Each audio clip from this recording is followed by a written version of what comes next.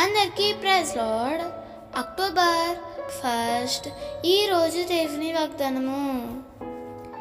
నేను అరణ్యములో త్రోవ కలుగజేయుచున్నాను, ఎడారిలో నదులు పారజేయుచున్నాను. యెషయా 43:19.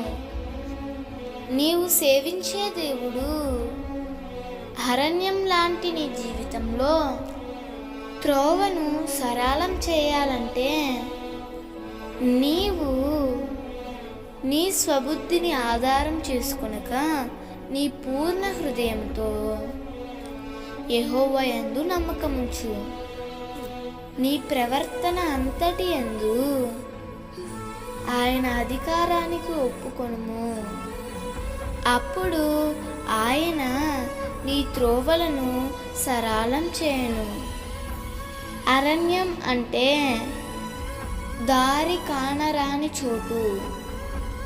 ఎడారి అనగా కనుచూపు మేరలో నీటి ఊటలు కనబడని స్థలం.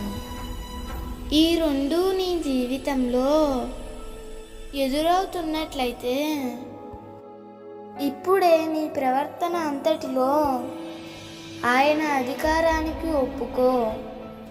త్రోవలను సరళం చేయడం, నదులు పారచేయడం నీ జీవితంలో చూస్తావు. అట్టి కృప దేవుడు నీ జీవితంలో అనుగ్రహించునుగాక.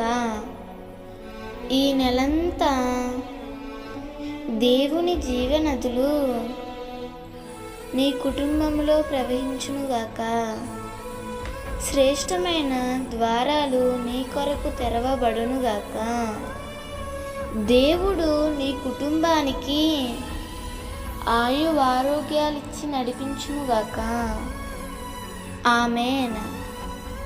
ఈ వాగ్దానం మీకు దీవెనగా ఉన్నట్లయితే తప్పకుండా మీ బంధువులకు, స్నేహితులకు షేర్ చేయండి, లైక్ చేయండి, ఆమేన్ అని కామెంట్ చేయండి. ప్రభు పనిలో పాలుభాగస్తులు కండి.